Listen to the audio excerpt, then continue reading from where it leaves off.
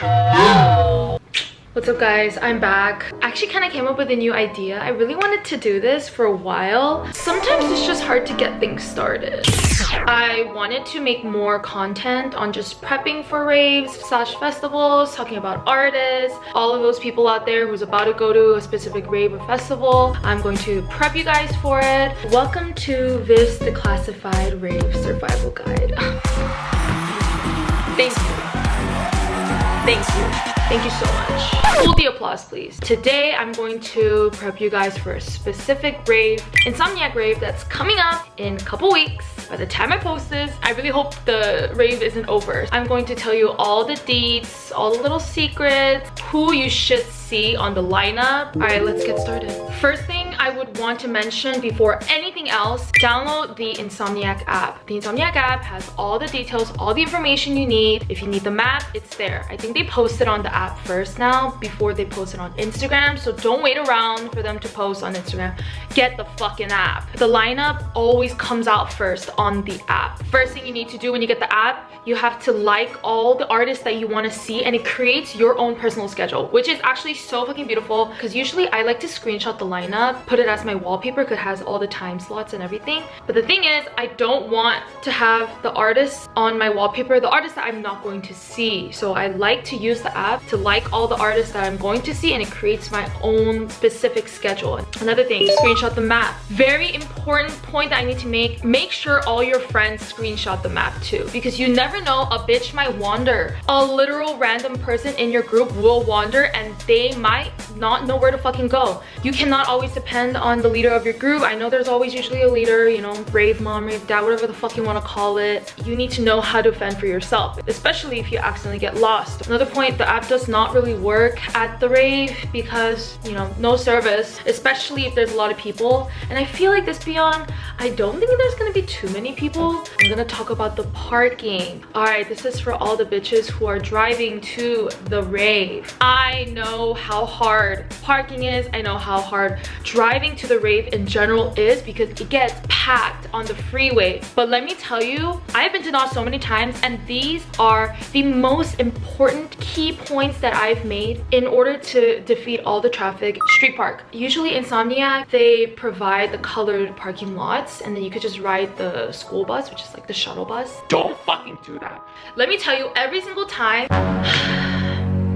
I'm literally having flashbacks. Going to the rave, it's really not that bad because usually the line isn't too long to ride the shuttle, but going back, everyone leaves at the same time. Everyone goes to the venue at different times because you're obviously gonna go depending on who you want to see. You have to wait around 3, maybe even more hours to ride the fucking shuttle bus. Last time, it was absolutely horrible. It was terrible. It was the case for Hard, it was the case for Escape. Those are usually the bigger raves, so obviously it's gonna be a lot more packed. I'm not sure how it's gonna work for Beyond. I don't even know if they have color lots, but I'm just letting you know, if they do not park there. Just street park. Finding street parking is actually not that hard. You just gotta go a little bit earlier than you planned.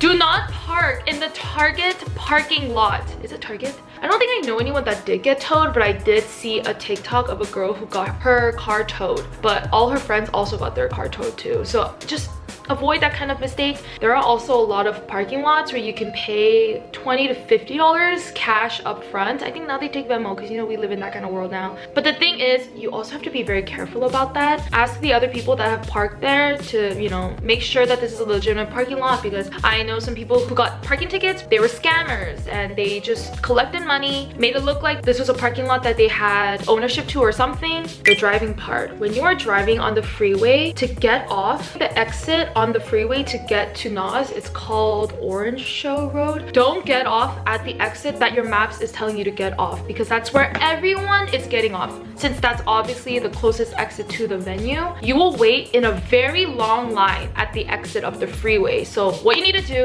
is either get off at the stop before or get off at the stop that's after that exit. And then once you get off, you just go local. It's that easy, and you could go straight into looking for street parking because you're already going local anyways. Be smart as possible, avoid what everyone is doing, and go any other route. Hope that works out for you guys, because it usually always works out for me. All right, let's go straight into the essentials. What to bring to Beyond. The list of essentials that I am giving you, it's literally for every rave. Beyond is not that different. It's just like every other rave. You need to bring your own bag. Do not depend on your friends to hold all your shit. I know what that feels like and I don't really like it. And I feel like it's a lot easier if you just hold your own shit, because I'm not responsible for losing your stuff. You are. Obviously, hydration packs are key. You need to be able to drink water at all times, but I know us girls, there's a lot of girls, even a lot of guys who just don't want to hold a backpack. What I like to do with my friends, we usually just go to the med tent and ask for water bottles because you don't have to pay for those. But the thing is, they did not let us do that at Countdown. We were able to do that at every other rave that we have been to at NOS. I think it's because a lot of people are now asking for it, which I completely understand. They don't give you bottled waters anymore. They sell only liquid deaths, which is like the canned water. You just have to constantly buy water. So whenever you do end up getting the chance you really need water, just try going to the med tent. Usually ground control is walking around. If you really need water, they usually do give you water too. Gum, lollipops, those are things that you just need for your mouth, you know, just in case you're doing some stuff. I'm not gonna get into that, that's on you. Oh my gosh, this one thing changed my life. Portable soap. Soap does not work at the porta potties, which really sucks because everybody ends up using all the soap. What I like to do is bring my portable soap, because sometimes just putting on hand sanitizer ain't gonna do shit. I need all the motherfucking germs off my hands. Mine's apple scented. Another thing, wipes. Wipes are very important just in case there's no water. You can't use a portable soap, so might as well just use the wipes then. Vicks is actually great even when you're not doing, you know, shit. It just really clears up your sinuses. Sometimes it gets really stuffy in the crowd. It's actually really good. Vitamin C packs. I know a lot of people who put vitamin C packs, like they pour it in their hydration packs. So when they go to the water stations and they fill up their water, not only are they drinking water, but they're also getting their vitamin C intake, which you really need a lot of. Don't forget your candy. You never know when somebody wants to trade with you. It's always nice when you get to trade with them back. This you really don't need at all, to be honest, but I really got into bringing my little finger puppet. Somebody gave it to me when I was at Breakaway in SF. Ever since, I've just brought it with me every single time. It's such a good conversation starter and people love it when you're playing around with it on the dance floor. Like, they thrive off of the finger puppet. Okay, what to expect from the rave. Certain days are going to be more crowded than the other. I usually base that on the lineup and also the ticketing. If the tier is already reached 4 or if it's sold out, obviously, then it's going to be more packed. Like I said, I like to base it on the lineup. Oh, for sure. Just seeing Excision on the Friday lineup, I feel like Friday might be a little bit more packed. Sometimes leaving the venue takes a while, depending on how crowded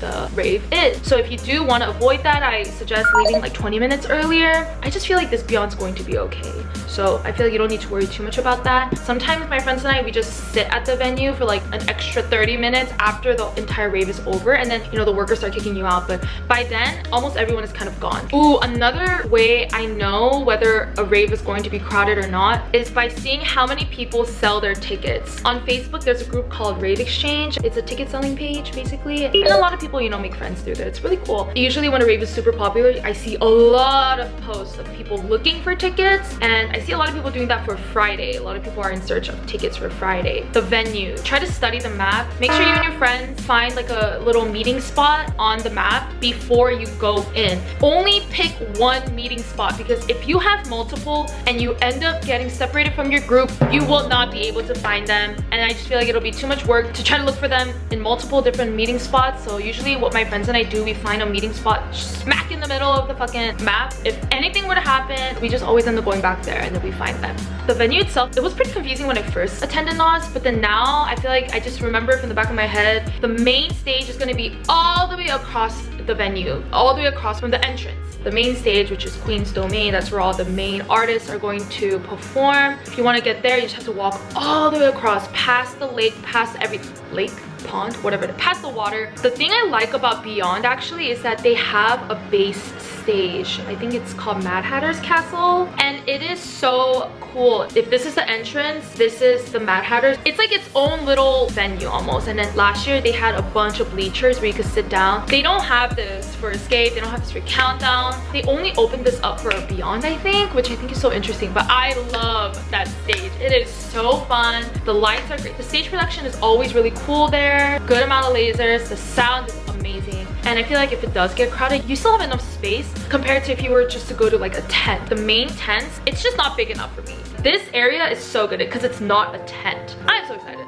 I feel like over the years, the crowd has definitely gotten more rough because I feel like EDM has become more mainstream. Actually, not even EDM. I think raving has become more mainstream. It became its like own little party scene. You definitely will run into some non-plur people, but just don't be overwhelmed because most of the time, honestly, almost 95% of the time, everyone is so cool. Everyone's so nice. If you ever need anything, do not ever feel afraid to ask for help. I feel like a lot of people have been complaining about how the crowds are so bad these days, but I think I just came to a point where I needed to understand like not everyone's gonna be nice, but I'm just gonna act the way I want to be treated. I'll end up attracting the good ones and I'll kind of lure out the bad ones in the crowd, you know? This is the most important part. Who do we see at Beyond? This really depends on you. Do you just want to have fun? Do you just want to get lit? Have a really good time to some really good music? Like you just don't really care too much about what's being played? Or are you going because you want to see some really cool DJs? There's a huge difference there. So for a lot of non-ravers, people that are just starting to get into EDM, I feel like Audience definitely a good one if you kind of want something a little bit more soft. Audience always ends up playing a lot of throwbacks, songs that everybody knows. Troy Boy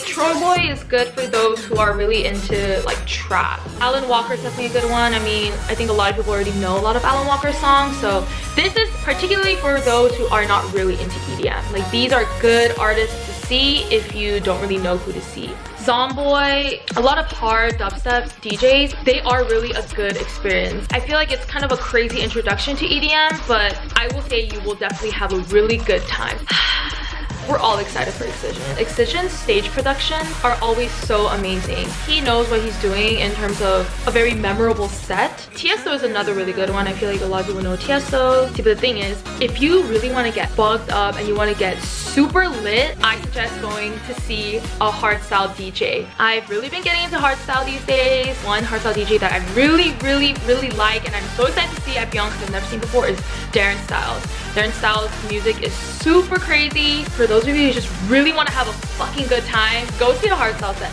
Darren Styles and also Sub-Zero Project. My friends love Sub-Zero Project. So I ended up seeing Sub-Zero Project again at Escape last year. Wow.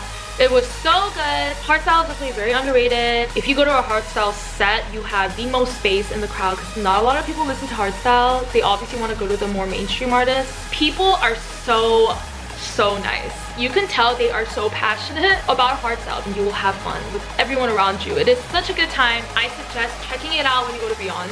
Darren Styles. Check out Darren Styles and Sub-Zero Project. Like, I'm so fucking excited. Blink is also another really good DJ. I feel like he's very underrated. Nightmre. I never have a bad time at Nightmre. So if you want to get more into dubstep but Excision might be too hard, I feel like Nightmre is a good intro too. A really good house DJ that I actually am very excited to see is Wax Motif. He's always really good too. He knows how to pump up a crowd. I feel like Son Holo is a set I would want to see if I just want to like sit and relax. I wouldn't say that I don't recommend Son Holo, but I would say, you know, depending on your preferences, choose wisely. Guys, make sure to check out Ride 10. Ride 10 is so good. He plays a lot of hard dubstep, but I love how he sometimes throws in hardstyle. It is so good. Wookie, AC Slater, they are definitely more house, but their sets are also really good too if you want to check out some house sets. I really hope you guys have a really good time at Beyond. Sadly, I'm only going Friday, which is really gonna suck, but I hope everybody has a really good time at Beyond. Make sure to stay safe. Make sure to record all your great memories. I will see you guys at the next one. Bye bye.